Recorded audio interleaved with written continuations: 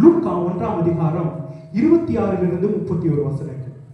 லூக்கா 1ஆம் அதிகாரம் 26 31 வசனங்கள். சாரி, 6ஆம் மாதத்திலே காபிரியேல் என்னும் தூதன் கலிலேயாவில் உள்ள நாசரேத் என்னும் ஊரில் தாவீதின் வம்சத்தான் ஆகிய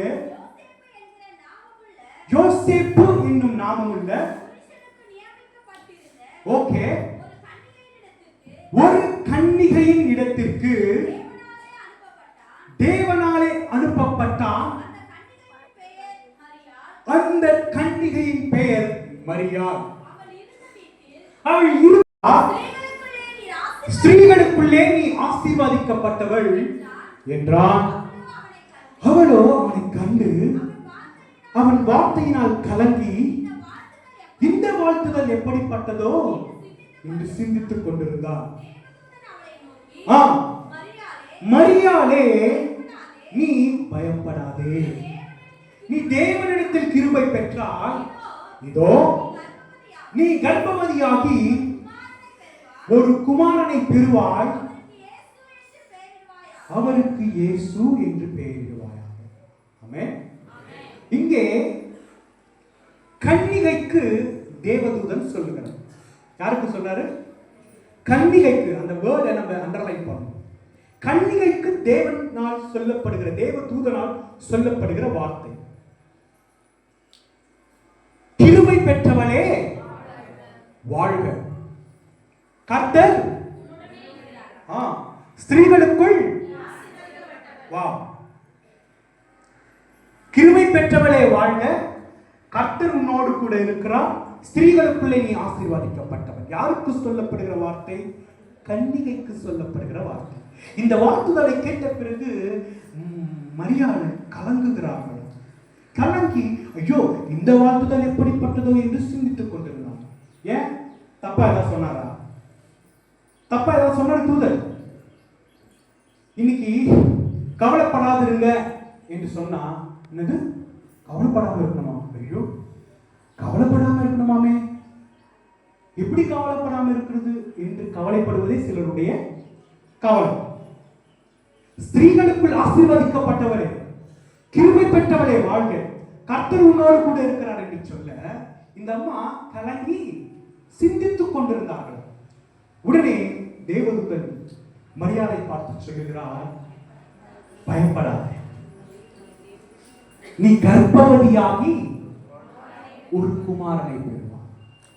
ஓகே, கன்னிகைக்கு சொல்லப்படுகிற வார்த்தை. எனக்கு பிரியமான தேவனுடைய ஜனமே, வேதாகமத்திலே ஒவ்வொரு வார்த்தைக்கும் ஒவ்வொரு ஆவிக்குரிய அர்த்தம் என்பது உண்டு. வேதாகமத்திலே ஒவ்வொரு வார்த்தைக்கும் ஒவ்வொரு ஆவிக்குரிய அர்த்தம் என்பது உண்டு. இங்கே கன்னிகை என்னும் வார்த்தையை நாம் எடுத்துக்கொள்கிற பொழுது, கன்னிகை திருச்சபையை குறிக்கிறது.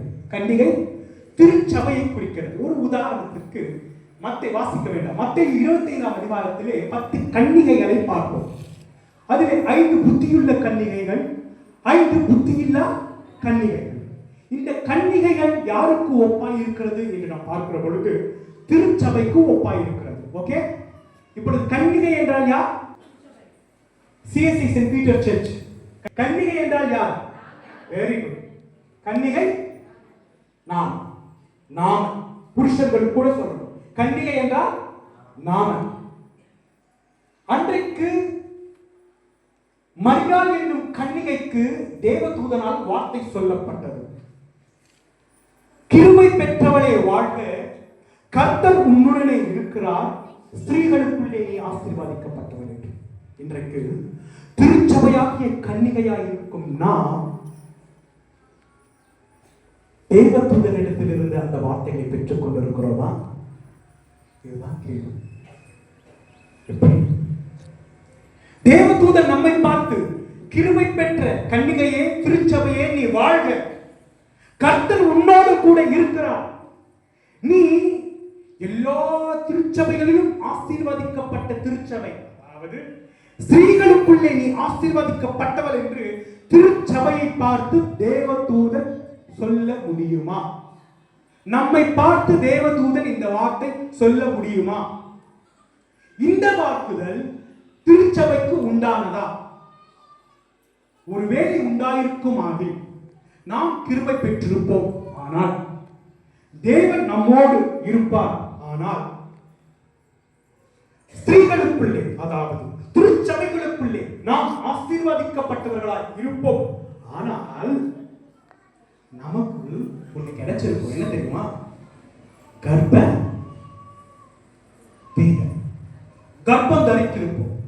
கர்ப்பம் நான் பேசுறேன், நான் பேசுறேன், நீ கர்ப்பம் தரித்திருப்போம், நான் பேசுறேன் அப்படின்னு பாத்தீங்களா? திருச்சபையா இருப்போம் ஆகில், கன்னிகையா இருப்போம் ஆகில், திருச்சபையாகிய கன்னிகைக்கு கர்ப்ப வேதனை உண்டாக வேண்டும், கர்ப்பம் தரிக்க வேண்டும். இது ஸ்திரீகளுக்கு உண்டாகுகிற கர்ப்பம் அல்ல, இது புருஷர்களுக்கும் உண்டாகும் கர்ப்பம். இது என்ன கர்ப்பம்யா? இது ஆவிக்குரிய கர்ப்பம். இது ஹலோ, இது ஆவிக்குரிய கர்ப்பம். என்ன இந்த ஆவிக்குரிய கர்ப்பம்? வேதாகமத்திலே ஒரு தேவ மனுஷனுக்கு அந்த கர்ப்ப வேதனை உண்டானது. ஒரு தேவ மனுஷனுக்கு அந்த கர்ப்ப வேதனை உண்டானது. கலாத்தியர் 4ஆம் அதிகாரம் 19ஆம் வசனத்தை வாசியுங்கள். கலாத்தியர் 4ஆம் அதிகாரம். என் சிறு பிள்ளைகளே, ஐயா, கிறிஸ்து உங்களிடத்தில் உருவாகும் அளவும் உங்களுக்காக மறுபடியும் கர்ப்ப வேதனை. ஐயா ஐயா ஐயா, யார் இவரு? தேவ மனிதனாகிய பரிசுத்தவானாகிய பவுல். இவருக்கு மறுபடியும் கர்ப்ப வேதனை வருதா? திருச்சபையே, நீ கிருபை பெற்றவளாய் இருந்தால் கர்த்தர் உன்னோடு கூட இருப்பாராகில், நீ திருச்சபைகளுக்குள்ளே, அதாவது ஸ்திரீகளுக்குள்ளே, கன்னிகைகளுக்குள்ளே ஆசீர்வதிக்கப்பட்டவளாய் இருப்பாயாகில் உங்களுக்கு கர்ப்ப வேதனை உண்டாயிருக்கும். கர்ப்ப வேதனை நமக்கு உண்டாகலன்னா கர்த்தர் நம்மோடு இல்லை என்று அர்த்தம். மன்னிக்கணும். வசனத்தை வசனமா சொல்லிட்டு போகணும். ஆமே. தேவன் சொன்னதை, தேவன் பேசுறதை நாம் பேசணும். கர்ப்ப வேதனை நமக்கு உண்டாகாமல் இருக்குமாகில் தேவன் நம்மோடு இல்லை என்று அர்த்தம். திருச்சபை கிருபை கிடைக்கப்படவில்லை என்று அர்த்தம். ஸ்திரீகளுக்குள்ளே, திருச்சபைகளுக்குள்ளே நாம் ஆசீர்வதிக்கப்படலன்னு அர்த்தம். சிறு பிள்ளைகளே, மறுபடியும் கிறிஸ்து உங்களிடத்தில் உருவாகும் அளவு மறுபடியும் கர்ப்ப வேதனை படும். அப்போனா அதுக்கு முன்னாடியே அவரு மறுபடியும் சொல்றாருல்ல, அதுக்கு முன்னாடியே அவர் கர்ப்ப வேதனை பட்டிருக்காரு. அதாவது ரட்சிக்கப்பட்ட விசுவாசிகள் வழி விலகி போகிறாங்க. புரியுதா உங்களுக்கு? ரட்சிக்கப்பட்ட விசுவாசிகள் வழி விலகி போகிற பொழுது மறுபடியும் கிறிஸ்து அவர்களுக்குள்ளே உருவாகும் அளவும் கர்ப்ப வேதனைப்படுகிறார். அவர்களுக்காக பிரயாசப்படுகிறார். மறுபடியும் கிறிஸ்துவுக்குள் அவர்களை வழிநடத்தும்படிக்கு கர்ப்ப வேதனைப்படுகிறார். இன்றைக்கு கர்ப்பம் தரித்தோமா? கர்ப்ப வேதனை திருச்சபையாகிய நமக்கு உண்டானதா? சபையில இருக்கலாம், 2 வருஷத்துக்கு முன்னாடி வந்துட்டு இருக்கிறாங்க, இப்ப வராம இருக்கலாம். உனக்கு கர்ப்ப வேதனை உண்டானதா? வந்துகிட்டே இருக்கிற விசுவாசி நின்று போயிருக்கலாம். திருச்சபைக்கு கர்ப்ப வேதனை உண்டானதா? ஒருவேளை ஊழியக்காரருக்கு தெரியாம இருந்திருக்கலாம். நீங்க சொன்னீங்களா, ஐயா விசுவாசி இருக்காங்கயா, வரதில்லையா? உண்டானதா கர்ப்ப வேதனை?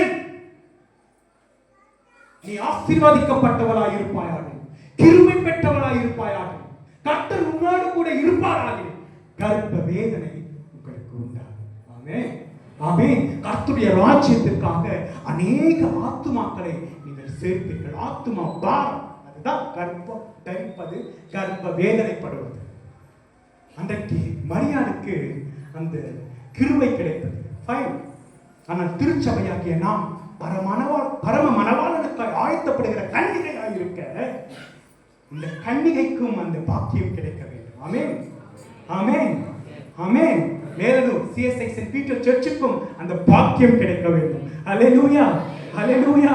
சுற்றிலும் இருக்கிற 1000 சபைகளுக்குள்ளே நீங்கள் ஆசீர்வதிக்கப்பட்டவர்களாக இருக்க வேண்டும். கரங்களை தட்டி உங்களை போற்றி சொல்றாங்க, ஆசீர்வதிக்கப்பட்டவர்களாக இருக்க வேண்டும். அல்லேலூயா, அல்லேலூயா. கர்ப்ப வேதனை நமக்கு உண்டாக வேண்டும்.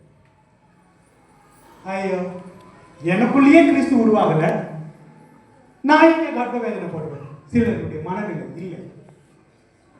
அவர் பிறப்பை கொண்டாடுகிற நாம், உலகத்திலே பிறந்த இயேசு இன்றைக்கு நீங்கள் இல்லங்களுக்குள் செல்வதற்கு முன்பாக உங்கள் உள்ளத்தில் பிறக்க உங்கள் இருதயத்தில் கதவுகளை திறங்க. இதோ வாசற்படியில் நின்று கதவை தட்டுகிறேன். எவன் என் சத்தத்தை கேட்டு கதவை திறப்பானோ அவன் இடத்தில் நான் பிரவேசித்து அவனோடு அவனுக்கு போதனப்படுவேன் என்று என் கருத்தை சொல்லுகிறார். இன்றைக்கு உங்கள் இருதயத்தின் கதவை திறப்பீராக என் அப்பன் இயேசு பிரவேசிப்பார். உலகத்திலே பிறந்த இயேசு உங்கள் உள்ளத்திலே பிறப்பார். ஆமென். சும்மா ஹாப்பி கிறிஸ்மஸ், நம்மில் கிறிஸ்து காணப்பட வேண்டும். ஆமென், ஆமென். என் மனைவி ஜெபிக்கிற பொழுது ஒரு வார்த்தை சொல்லி, இவர்களின் தேவனை தேவன் என்று ஜனங்கள் அறிய வேண்டும். பாபிலோன் ராஜா ஷத்ரக் மேஷக் அபேத்நேகோவுக்கு குறித்து சொன்னார், இவர்களுடைய தேவன் தாயா தேவன் என்று. பாபிலோனுடைய ராஜா. இன்றைக்கு நம்ம பக்கத்தில் இருக்கிறவங்க நம்மளை பார்த்து சொல்லுவோம் ரியல் கிறிஸ்டியன். ஆமென். உண்மையான கிறிஸ்துவ ஜனம். ஹல்லேலூயா. நம்மிலே கிறிஸ்து காணப்பட வேண்டும். நம்மிலே கிறிஸ்து காணப்பட வேண்டும். அன்றைக்கு ஸ்திரீக்கு கிடைத்த அந்த ஸ்லாக்கியம் திருச்சபையாகிய இந்த கன்னிகைக்கு கிடைக்கப்பட வேண்டும். ஹல்லேலூயா. எனவே பரிசுத்தத்திலே அந்த மரியாள் பரிசுத்தமாய் இருந்தது. அவங்களுடைய கர்ப்பம் அவ்வளவு பரிசுத்தமாய் இருந்தது. பரிசுத்த தேவன் அந்த கர்ப்பத்தில் பிறக்கும் பொருட்டு அவ்வளவு பரிசுத்தமாய் அந்த தாய் இருந்தார்.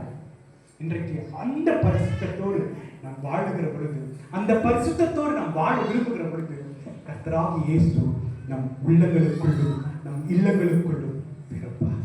ஆமென். வீட்டு மேல ஸ்டார் வைப்போம். எதனுடைய அடையாளம் அது? இந்த வீட்டிலே இயேசு இருக்கிறார் என்பதற்கு அடையாளம். ஆமாவா?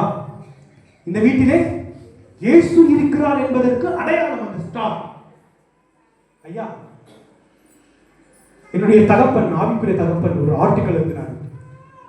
வீட்டுக்கு மேல ஸ்டார், வீட்டுக்குள்ள பார். எது? நம்ம கிறிஸ்துவர்கள் வீட்டு மேல ஸ்டார் வைப்பாங்க, ஆனா வீட்டுக்குள்ள என்ன தெரியுமா? பார்.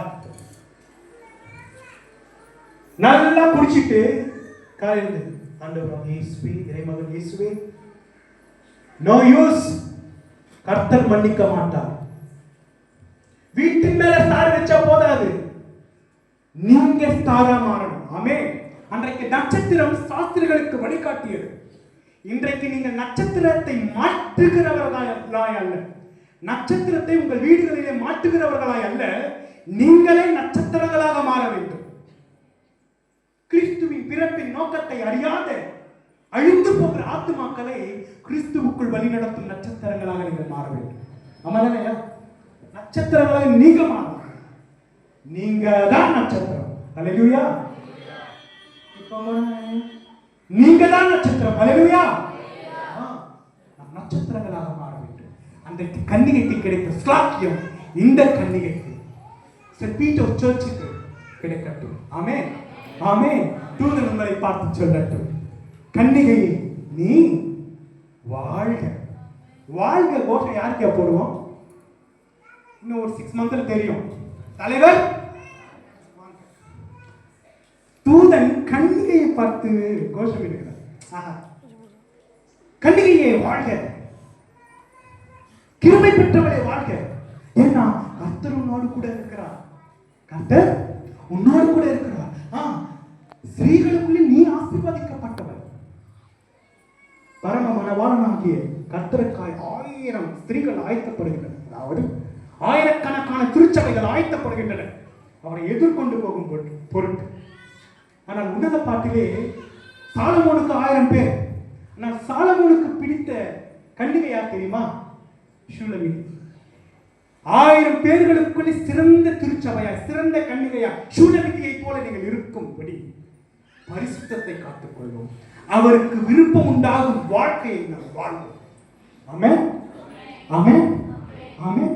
ஸ்திரீகளுக்குள்ளே நீங்கள் ஆசீர்வதிக்கப்பட்டவர்கள். ஆமென். திருச்சபைகளுக்குள்ளே நீங்கள் ஆசீர்வதிக்கப்பட்டவர்கள். ஹல்லேலூயா, ஹல்லேலூயா.